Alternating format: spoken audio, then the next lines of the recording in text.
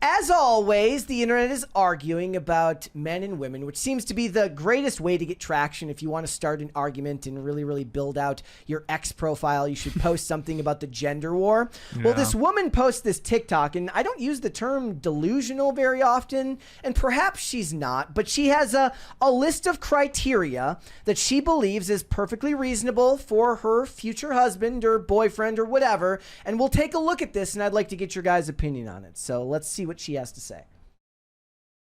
Diabolical things I want in a man. Number 1, height. My man's got to be above 6'2". My last 2 boyfriends were 6'3". Both of them. And they were jacked. And they looked really good. How am I supposed to downgrade from that? So, unfortunately, my next man will have to be 6'2" and up. Number 2, Does she, you think she has like a measuring tape? It's like a gas station. Is it just a guess? Like a gas station where they have the tape up by the door. Yeah, that's what she does.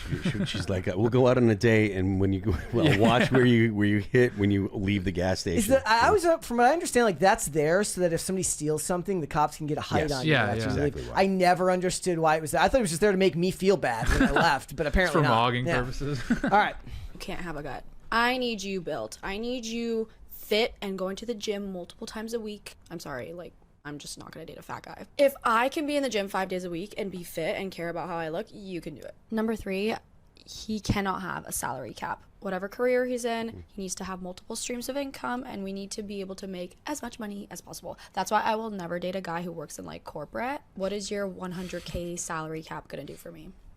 The max you'll ever be able to get to is 150? Yeah, no, we're good. I need you in a career that is going to make us money. I am a lover of luxury. I like expensive things. I like expensive vacations. So will you, if you're my man. So we need a career that can support that. Number 4, whenever we travel, he's got to be flying his business. I'm sorry, we're not staying in economy together. It's just not happening. Again, this is where the lack of salary cap is really going to help. And number 5, he's got to have a really nice watch. I'm not really impressed when I hear somebody has a Rolex anymore because those can be really cheap. I would much prefer if you had an AP or a Patek and maybe multiple of them. The Rolex can be your day watch, and it still better be 50K plus.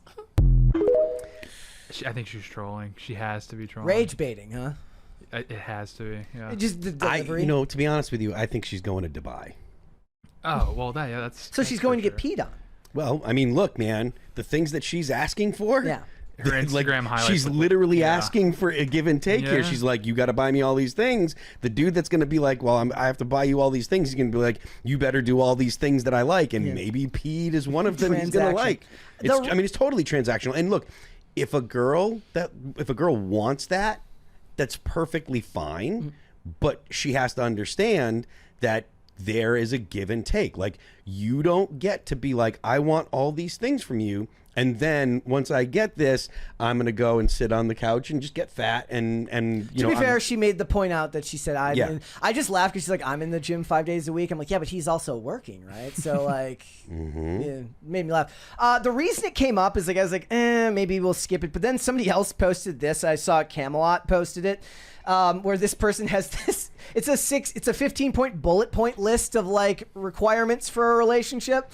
And it is tall, doing well for himself, fine/handsome, has a car, has a small house, can pay my bills, 6-pack/fit, educated, smart and funny, kind and generous, is employed, does not smoke, does not womanize, does not drink, and romantic. You're not getting all. You can get a lot of those things, but you're not getting does not womanize. What's the thing? Like a woman can't look like that and then be like, you can't be a womanizer. I'm sorry, sweetheart. And you also can't find a guy that has the first 3 that isn't womanizing. That's just, right? What's the joke? You can have it fast, you can have it cheap. You can have it. You can have it. You can have quality. You can have speed, and you can have it cheap. But you can only have two of those 3.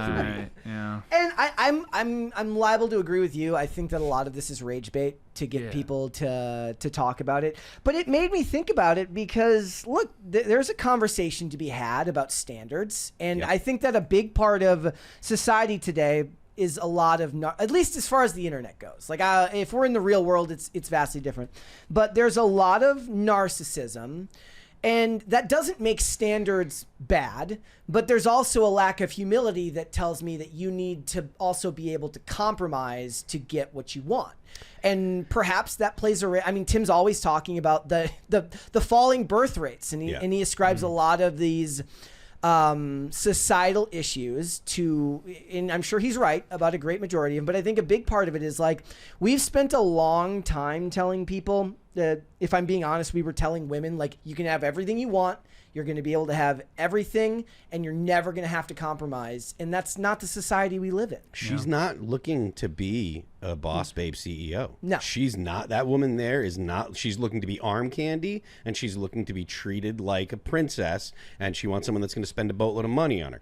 There are dudes that are going to do that, but there's going to be a give and take, and she's going to get peed on, or, she better do butt stuff or some, other things like... She's going to have to do things that he wants. Maybe he doesn't want her to say, maybe she can't talk to other guys. Maybe he doesn't want her to talk in public at all. You have to just sit there and look pretty. I don't know what is actual, what the kind of situation is going to be like, but it's not going to be like, I get to be feminist boss babe and you do all these things for me. That you're not finding that. There was also a 20 here from Exploding Prinny, says, what's her OnlyFans? I don't know. I imagine if she's asking for those things, she doesn't have an OnlyFans.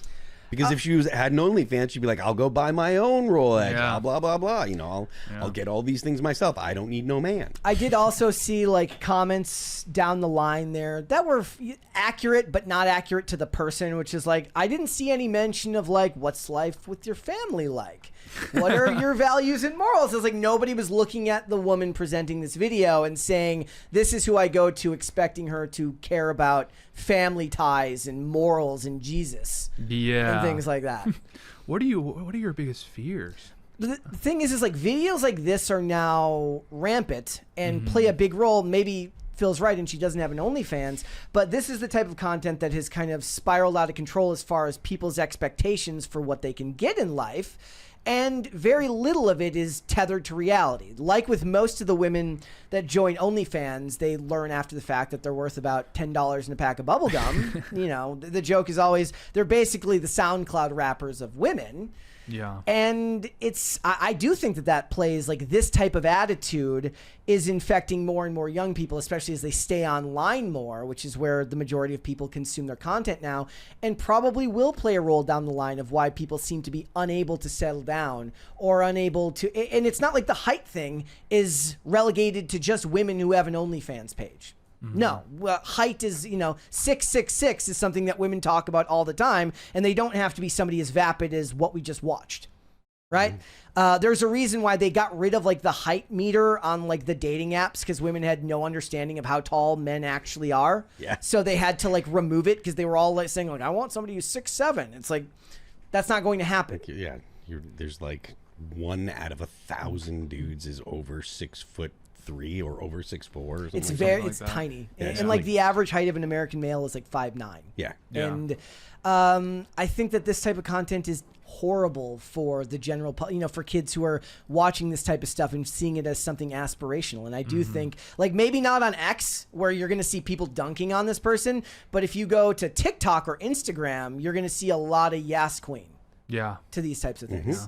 How do you change it? Like, how do you get a cultural, like it is funny. Maybe it's because it took a long time for me, because like I'm getting married here in less than a month now. And those conversations about like, what are your values? What's your life with your family like? Were very real discussions you had to have from the beginning. But in my early 20s, I don't know if I necessarily if it would have occurred to me to have that discussion. Like, maybe it comes up down the line, but I don't know if it would have necessarily come to me in the moment. But it made more sense when I got older, because I was like, okay, I'm ready. Like, I need to settle down. I want to settle down. I need to find somebody that shares the values that I have and wants to build a life together. But, most people, they're not blessed with that level of foresight. Most of what our culture has done over the last 30 years, especially in entertainment, is push people towards a life of focusing on what you can get now, what you want now, and very little in the way of thinking towards the future. I think a lot of it is because of like the Instagram stuff. Yeah. I think that the Instagram is probably one of the absolute worst social medias for people, because I mean, maybe Snapchat. Weird, because X to me is like But that doesn't do this stuff. Yeah. X does. Yeah. X will warp your mind like politically. Yeah. Right. You can also like affect it. Like your For You page is for you. Yeah, exactly. Like what you continuously click on and what you look at and stuff is it's a very responsive algorithm. Wait, which one? X or? Oh, I think they are both very responsive, but I don't think. But I think the X really is more a cerebral thing, because you're reading more. You're kind of getting into ideas on X, whereas Instagram is totally about looks, and it's really fake. Yeah. And I imagine X has plenty of fake stuff on it. Yes, true, but like Instagram is all filters, all correct lighting, all everything.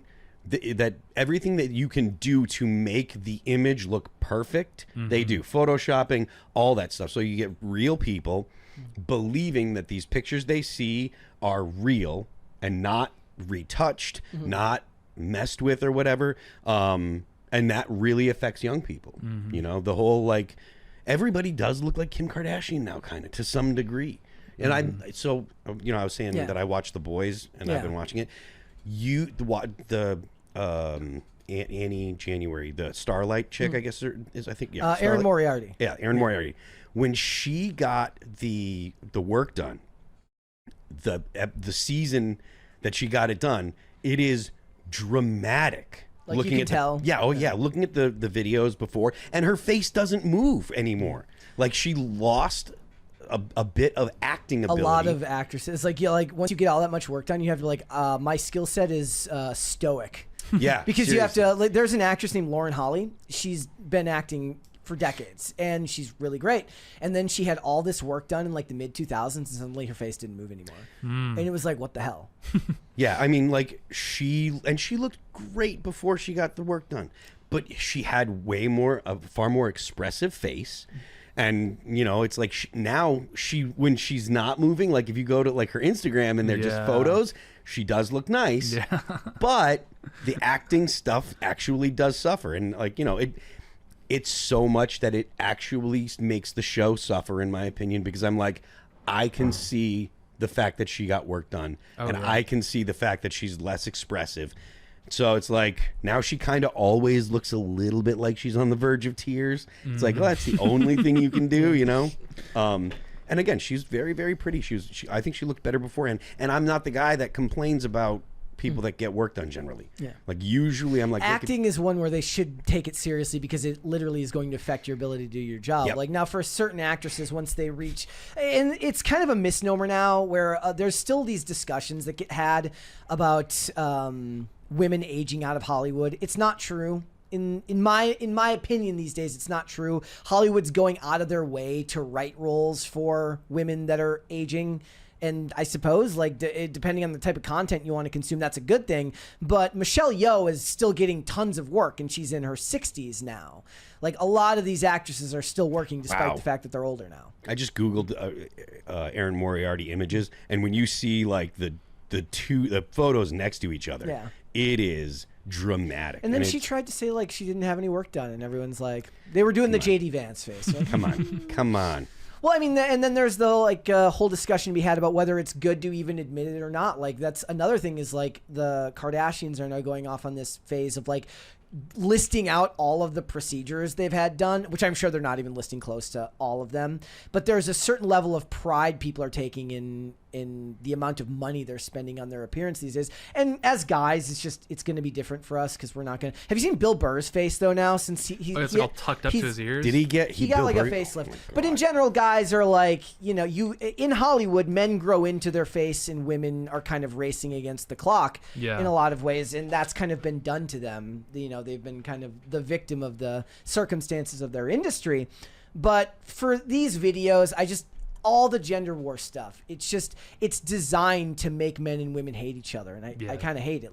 I don't hate her for making content, partially because I think she's just rage baiting, and I think she's doing it because she wants to get clicks on her videos, in which case I think that's bad for society. But I get it, you're trying to get your bag, whatever. But back in the day, men and women would go off into men would go and hang out with the boys, and the girls would go into their knitting circles, their knitting circles, and they would complain about the opposite sex, and that was how you kind of let off steam when you were angry about something involving your boyfriend or your husband, whatever. Now people take to the internet to have those discussions, and it's kind of poisoned everybody because you were not meant to hear the worst thoughts that a person had about your gender. You were supposed to kind of bitch about things with your friends. They bitched about their things with their friends, and it kind of kept the peace, and now that's gone. Yeah. It's depressing, actually. Yeah, you don't hear you don't hear wives complaining about husbands at a coffee shop anymore because no one's getting married. They're just complaining about their boss. That's not the wrong man to be complaining about. You should be complaining about your husband. You should be talking about how your husband doesn't care about you, not how your boss doesn't care about you. This country sucks. Your boss is never going to care about you. Your boss is never going to let you down the way your husband could let you down. Yeah, exactly. Yeah, real. Thanks for watching. Listen to full episodes of Pop Culture Crisis on Spotify. Keep up with us on social media and make sure you subscribe and ring that bell so you never miss the show. Bye, guys.